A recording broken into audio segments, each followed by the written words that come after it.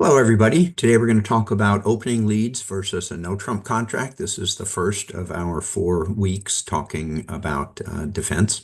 Let me go ahead and share my screen, and away we go. So this image captures 85% or 90% of what you need to know about opening lead versus a no trump contract. Typically, when you're leading against no trump, we're trying to set up our longest suit. Looks like diamonds is a good long suit. And typically, you lead the fourth highest card in that suit. So you'll hear the expression "lead fourth from your longest and strongest." So we'll look at a variety of things today, but this is the main message. And of course, once you get into it, there's all sorts of magic in the card play. Where are we? We did 7 weeks of declare play. Now we're going to start 4 weeks of defense. One of the most interesting things about defense is that as your declarer play grows and improves, so does your defense. And the reason is that when you're on defense, you've got now a better sense of what declarer is trying to do and figure out ways that you can thwart declarer's plan. So once we get to week 24, we'll go back to the beginning because repetition is the key to learning.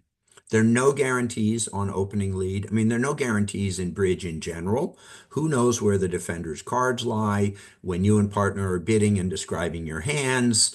Who knows exactly what's in partner's hand? But opening lead in particular is probably the toughest thing. Sometimes it's clear what to lead, often it's not. World-class expert opening leads give away a trick about 20% of the time. Giving away a trick is a bridge term for letting the opposing side take a trick that they couldn't legitimately establish and get on their own. So you'll hear the term the defense gave away a trick to declarer, or declarer gave away a trick to defense. But the point is that if world-class experts make an opening lead that lets declarer take a trick she couldn't have gotten on her own 20% of the time, that means that opening lead is really hard. On some hands, your coaches would make different leads because everybody looks at the hands and makes different judgments. Today, we're going to talk about guidelines because there are no guarantees. We'll talk about why we lead the way we do versus a no trump contract. We'll look at examples that help illustrate why we want to, say, attack our longest suit. And then we'll look for guidelines about how to lead versus a no trump contract. And in short, what we want to do is pick a good suit and then pick the appropriate card within that suit. Ideally, you're leading your side's best or longest suit. When declarer is playing a no trump when you're playing a no trump contract as declarer, you're typically trying to set up tricks in your longest suit. We want to do the same thing on defense. So if partner bid, her longest suit is probably your side's longest suit. So you lead her suit. Second, after you pick the suit, you pick the card. If it's your suit, you're usually leading fourth from your longest and strongest, like that picture on the cover page. Very rare, if you have a sequence of 3 or more honors, you'd lead the top one. King, queen, jack, lead the king. Queen, jack, 10, lead the queen. This is very rare, has to be on a list, right? But it's very rare because if the opponents are bidding no trump, you're unlikely to have, say, the ace, king, queen of a suit. They wouldn't be bidding no trump if that were the case. And at the end of today, we'll preview next week by contrasting the opening lead versus no trump to opening lead versus a suit contract. Again, no trump is usually a race to set up tricks in your side suit. Declarer is trying to set up tricks in her long suit, and defense is trying to set up tricks in their long suit. You want to get a good start, so you want to try and lead your side's longest suit. If partner has bid, that gives you a good clue. You want to lead partner's suit. Otherwise, pick your longest suit. And then which card do you lead? It depends. In partner's suit, you want to lead, if you have a doubleton, you want to lead the top card.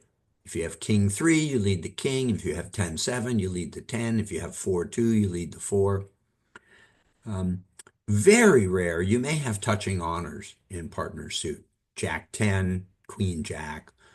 You would lead the top of the touching honors. It's very rare for this to happen. It's a wonderful lead, but it's very rare because if you have a couple of honors in the suit, partner bid the suit, she's probably got a couple of honors. then the declaring side doesn't have much in that suit and they're unlikely to end up in a no trump contract. And finally, if you're leading partner suit and you don't have either of these situations, you just lead your lowest card. This looks like memorization. Yes, it is memorization. I hate memorization in bridge, but I don't think this is too much to handle. In your suit, if you're leading your suit, generally you lead the fourth highest card. Again, very rare. If you have a three-card honor sequence, ace, king, queen, queen, jack, 10, lead the top of that sequence. Very rare to have that. We'll also look at an example later of what's called top of an interior sequence. Again, generally you're leading the fourth highest card. These other situations are quite rare, but they have to be on a list. And very, very important, stick to your agreements. Defense is the hardest thing in bridge. As declarer, you can see dummy, but on defense, you can't see partner's hand. So you want to communicate carefully to partner as much as you can via the cards you play. So if you're leading partner suit, you have a doubleton, lead the top card. It'll help partner figure out what you hold, and that means it'll help partner figure out what declarer holds, and then partner will know how best to attack the suit. No trump is usually a race to set up your team's suit. Here's an example. 3 no trump contract by East. East is counting winners, immediate winners. Ace of spades, 3 top hearts, 3 top diamonds. That's 7 tricks. East is thinking, oh boy, I just knock out the ace of clubs. That'll establish 4 club tricks. I'm going to take 11 tricks. But if South leads a spade and the king of spades is an extremely attractive lead, South would just keep playing spades until the ace gets knocked out. And then South's plan or hope is to get back in with the ace of clubs and be able to take some spade tricks. And in fact, that's exactly what happens. East will take the ace of spades and then start on the club suit. South will win the ace of clubs and take a total of 4 spade tricks. That's 5 tricks. The contract is down 1. North-South won the race. North-South was able to establish their suit. If South leads anything other than a spade, then East will win. Maybe it's a diamond. She wins a diamond and she starts on clubs. South wins the ace of clubs. But even if South now starts on the spade suit, East gets back in and she's already established her 11 tricks. So if South leads a spade, North-South wins the race. If South leads any other suit, East-West win the race. So that's the idea. It's a race to set up your team suit. You want to attack the suit that you think will provide tricks. Generally, you don't have a fabulous honor sequence like on the prior page, so you lead your 4th highest. Here's an example. Contract is 3 no trump by East. East is counting her winners, 1, 2, 3 spade winners, 1, 2, 3, 4 diamond winners. That's 7 immediate tricks. And she looks at the club suit and thinks, aha, I knock out the ace, and now I've established 3 club suits. I'm up to 10 tricks. I'm going to make my contract. So that's her plan. But South is on lead. South looks at the heart suit and says, gosh, that's my longest and strongest suit. I'm going to lead the 4th best card. So she leads the 6. And here's what happens. She leads the 6, goes small, North plays something, and East wins the trick. So for a moment, it looks like North-South have given away a trick. But watch what happens. East starts trying to set up the club suit. North gets in and plays another heart, and now South can win the ace and the king, and all the hearts are gone, and South has 2 more winning hearts. So South won a total of 4 heart tricks, and there was the ace of spades, and the contract is down 1.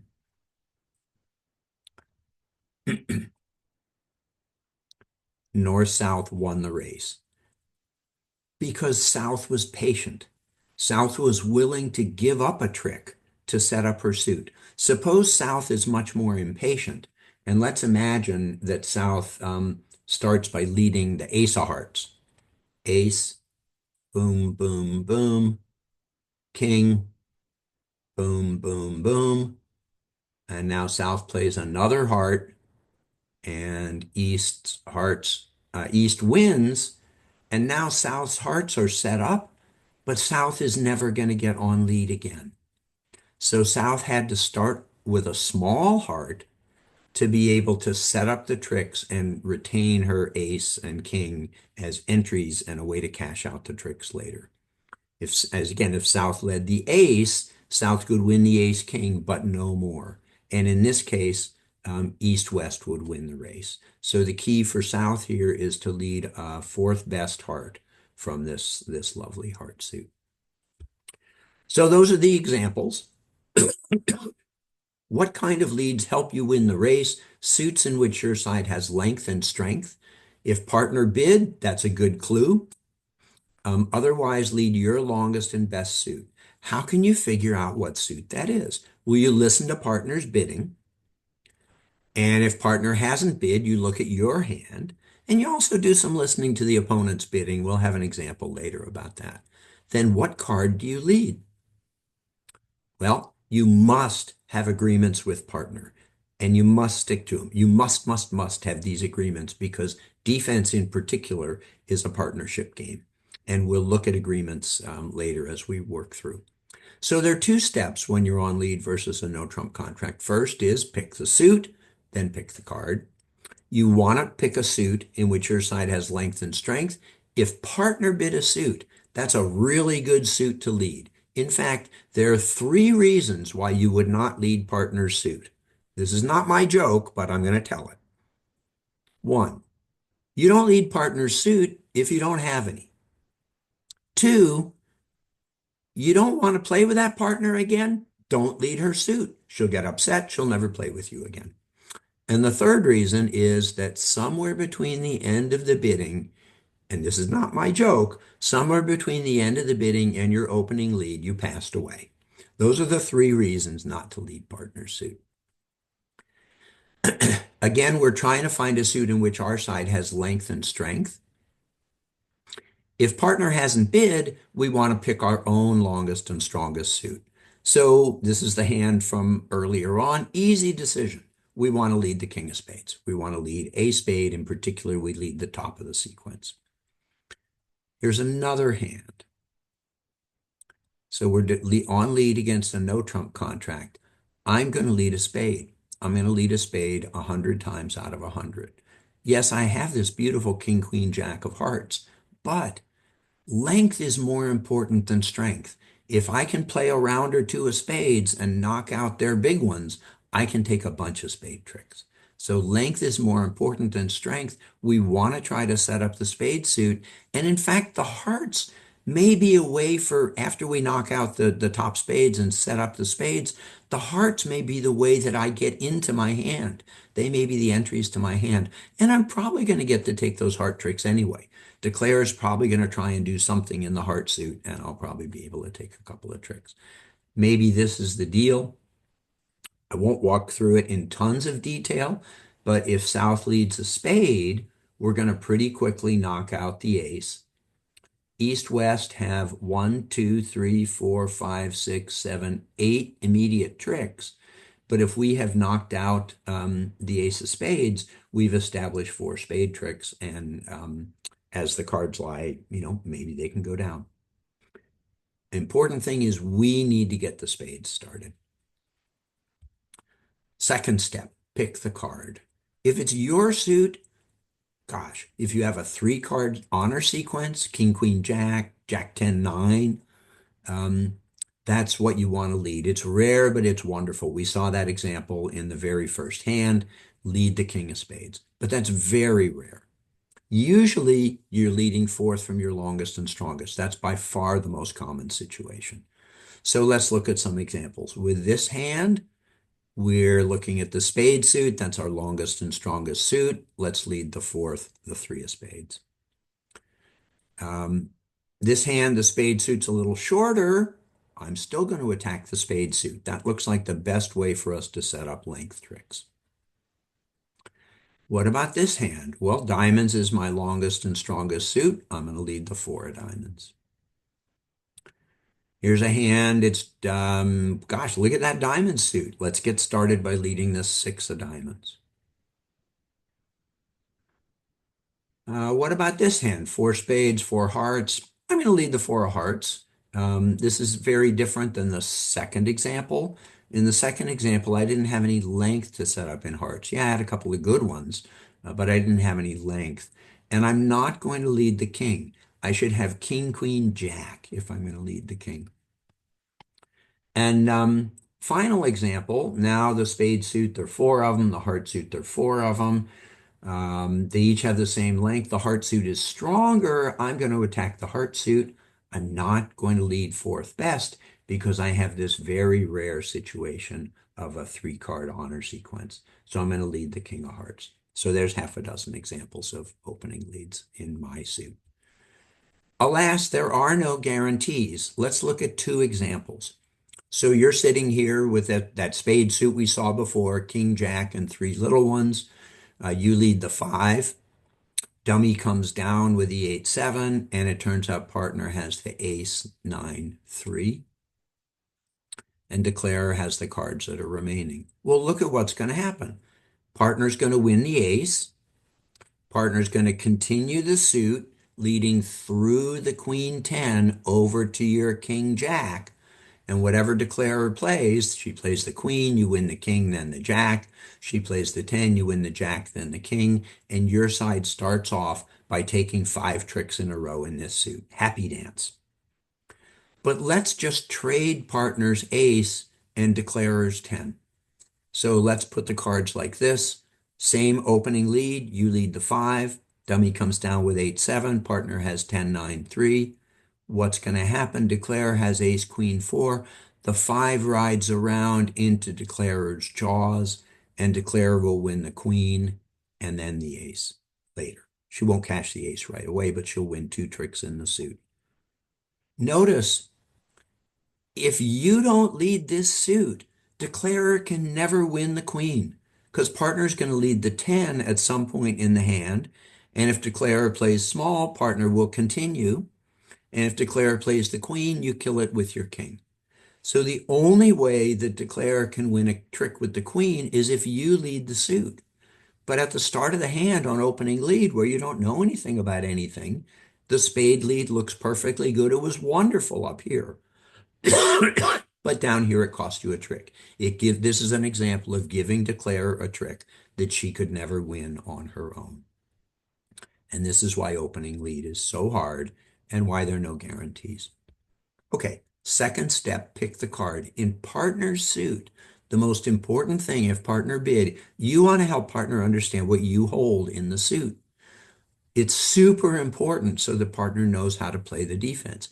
In partner suit, if you have touching honors, again, pretty rare, because if partner bid the suit, she's probably got some good ones, and declarer is unlikely to have bid no trump. But if you happen to have a situation like this, Jack 10-3, lead the top of the touching honors. If you have a doubleton, lead the top of the doubleton. If you have something else, then lead your lowest card. Yeah, there's a little bit of memorization here, but you'll get really used to this really fast. And it's really important to have these agreements with partner.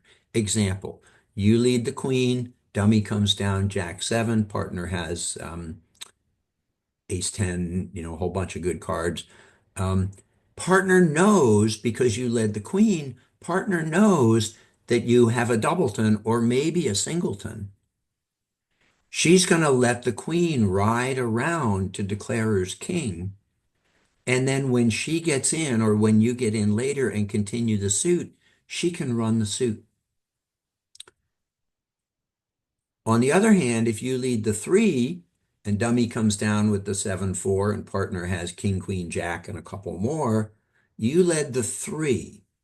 So partner knows you don't have a doubleton. You have either a singleton or 3 or more. If she plays the jack, so she'll play the jack. We'll talk in a couple weeks about partner plays the lowest of these touching cards. She'll play the jack. If you follow suit the next time, she knows you have at least 3, 5, 6, 7, 8, 9, 10, she knows Declare has at most three, and she knows that her suit will run on defense. This game is called bridge. It's not called easy peasy. On defense, you have to do a lot of thinking. And you'll get used to thinking this way at the table. It just takes time at the table. The more time you play at the table, the more you'll enjoy the game and the better your results will turn out to be. Here's some additional guidance about picking the suit. Maybe this is kind of intermediate-ish. You don't want to help declarer. Well, we saw an example where a spade lead did help declarer. Um, Often you have no clue about what's going to help declare. But let's imagine that you're on lead versus three no trump with this hand. Ordinarily, you'd be thrilled to lead a spade. Maybe you can catch partner with the ace and she comes back finessing declarer's queen, or maybe you catch partner with the queen, knock out declarer's ace, and you take a bunch of tricks. Your opening lead is riding around to declarer. Usually you'd lead the eight of spades. Suppose declarer bid spades. Well, now you know that declarer's got at least five spades. Well, maybe she bid it during the contract she has, or during the auction, she has only four, but she's probably got some good cards in spades. If you lead a spade, it'll probably give declarer a free finesse, give her a trick she couldn't get on her own. Maybe this is her spade suit. Ace, queen, 10, 4, 3. If you lead a spade, it rides around to her 10. If you are patient, then later, if she plays the 10, you win the jack. If she plays the queen, you win the king. So ordinarily, you'd lead the 8, but if you listen to the bidding, you don't want to lead around into declarer's jaws. You're just patient, and you sit here with your jaws behind her, ready to surprise her and take tricks. So the guideline, again, is lead fourth from your longest and strongest. But if you learn something during the bidding, maybe you change your plan. And secondly, if you're unsure, lean toward an unbid major suit. If they had major suits, they'd probably have bid them during the auction, trying to see if they had a fit. So with this hand, king 4, 3, 2 of spades, king jack 6, 5 of clubs, I would lead a spade, not a club. Some of your coaches might lead a club. Heck, if you lead a club and find partner with the queen, you're thrilled. But I'm going to lead a spade because I think it's more likely that north-south have some vulnerability in spades, more so than in clubs. Again, there are no guarantees. Heck, maybe the 9 of hearts is the best lead, and you find partner with 5 or 6 hearts, and you can set up partner's heart tricks. Opening lead is hard. It's uncertain. Your best hope in the long run is to follow guidelines, stick to your agreements, and occasionally think about, gosh, declare a bid. I'm going to do something that's not in the guidelines. Here are the main guidelines when leading your suit. In your suit, lead the fourth highest. Most common situation by far. However, if you have a 3-card honor sequence, which is very rare, lead the top of that sequence. Here you'd lead the king, you would not lead the 6. There's some other very rare and confusing guidelines against no trump that I feel I have to state. We already looked at these. You lead your fourth highest, or with a 3-card honor sequence, you lead the top of the sequence. Sometimes you'll hold what's called a broken 3-card honor sequence. Specifically, honor, honor, you're missing a card, and then you have the next card. So queen, jack, 9. This is called a broken sequence. I would lead the queen from this sequence. That's the general guideline. The reason is maybe declarer has the 10, and later on the lead can come around through declarer's 10. Or maybe dummy or declarer has 10 doubleton and it'll fall. Also, if partner has the 10, when you lead the queen, partner's going to say, wait a minute, you didn't have queen jack 10. Aha, you must have queen jack 9. So it's very informative to partner, and it's a good attacking lead. The other one that's very rare and sometimes confusing to people If you have an interior sequence, interior means honor, and then there's some spaces, and then there's a sequence. So like King Jack 10, in this case, you lead the top of the interior sequence. Again, the idea is maybe partner can win the ace and lead back through declarer's queen. There are no guarantees here. Dana and I often have spirited discussions after I make this opening lead, and she thinks perhaps I should have led the four. Here's another example, King 10, 9, 4, 3. I would lead the 10. Maybe it works out really well. You lead the 10, dummy's got the jack, partner has the queen, partner knows you have the 9, so whatever declarer does, she's going to be stuck. 10, jack, queen. Well, now either she takes the ace or she waits, but you've knocked out the ace and partner's king 9 are now established. Or if the 10 rides around, you can continue the suit. Magic of the cards. And again, these situations are very rare, but I felt they had to be in the presentation. When they bid no trump, you rarely have these leads. They're wonderful but rare. So just focus on fourth from my longest and strongest. But remember, once in a blue moon, you'll have this situation. Don't lead fourth. You don't want it to ride around to declarer's ace 10 and give declarer a trick with the 10 that she could never have gotten on her. Summary. Pick the suit, then the card. Lean toward length. Strength is great, but lean toward longest suit. If partner bid a suit, lead it. If partner didn't bid, lead your own suit. In partner suit, top of touching honors, high low if a doubleton, otherwise a low card. In your suit, usually fourth highest. Once in a blue moon, top of a sequence or broken sequence or interior sequence. Stick to your agreements. You and partner have to be on the same page and you have to be able to rely on each other. Don't help declarer.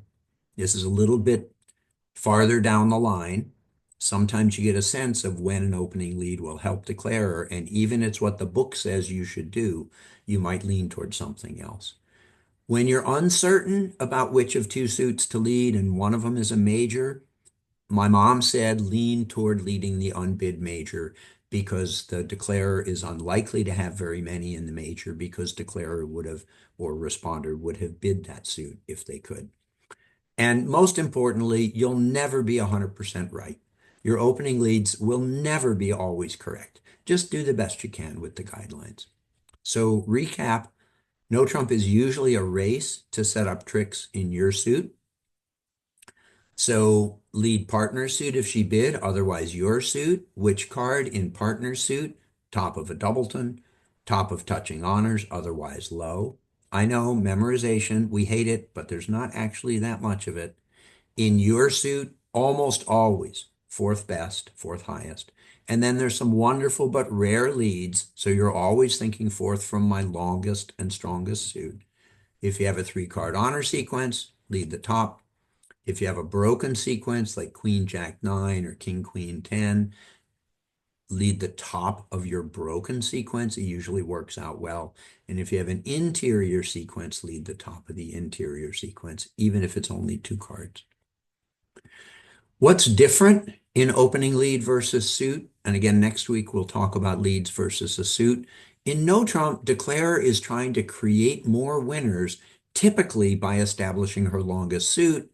You're trying to do the same thing, so it's okay to give away a trick early in your suit if it creates more tricks later. In a suit contract, declarer is in control because of her trump suit. You can't take length tricks later, so you can't afford to give up free tricks early to establish length tricks later. Declare is trying to get rid of her losers, so you want to win tricks as soon as you can before she can do that. There's often urgency when you're on defense against a suit contract. What's different? You need to attack early but safely. You lead a singleton hoping for a ruff. It's okay to lead a two-card honor sequence rather than three against a suit. And most important thing, Do not lead a suit with an unsupported ace. That means an ace without the king. I'm going to say this a few times next week because it's kind of hard to settle in. You're looking at that ace and thinking, gosh, I could take a trick right away. Typically, against a suit contract, that's a bad idea. Against no trump, it's fine because you don't care if you give away a trick early against no trump if it allows you to take more tricks later. So today, again, the hands will be pre-bid. We'll go to our breakout rooms. Coach will explain the bidding, and then we'll start bidding in week 12. By the way, the best opening lead may not be obvious. This one's kind of fun. We looked at this hand. Contract was 3 no trump by East. East had 1 spade winner, 3 hearts, and 3 diamonds with 7 immediate winners. And she wanted to set up the club suit for 4 more. But South made the obvious opening lead of the king of spades. That knocked out the ace, and when South got in with a club, South was able to take 4 spade tricks and set the contract. But what happens if we switch the north-south hands? So now you're on lead as South. What will South lead in this situation? The book says lead the jack of hearts, but it's actually the same situation as on the left. If you lead the jack of hearts, East is going to take 11 tricks. If you happen to lead a spade, you and your partner North will set up the spade suit and you'll win the race. How can you know to lead a spade? Maybe it's just a lucky guess. Maybe you accidentally pulled the wrong card out of your hand. You were aiming for the jack of hearts, but the 9 of spades hit the table. Opening lead is hard because you have very little information. But maybe on that hand, South finds the killing lead. This is the same hand we looked at before. East is declaring 3 no trump. According to the book, South should lead the jack of hearts. But would South maybe decide to lead a spade? I don't know. I should lead a heart. It's my longest and strongest. But neither of us has very long hearts because they ended up in no trump. I have 4 of them. Partner can't have like 6 of them. Neither of us has very long hearts, so we're not going to set up very many tricks. Even if my 4th heart gets set up, there's no way to get into my hand for me to cash the trick. Maybe I should just try to hit partner's suit by leading a spade. Frank Smoot, who's a great teacher in Palo Alto, says against no trump, you always want to lead your side's longest suit. The problem is it may be in partner's hand. So do you guess and lead a spade? Maybe. With this layout, that would be fabulous. Or you could imagine a different layout of the cards where that opening lead of the 9 of spades would be a complete disaster. So opening lead is hard, often gives away a trick. It's a ton of fun. And that's the end of the story. Let me stop recording and see you next week.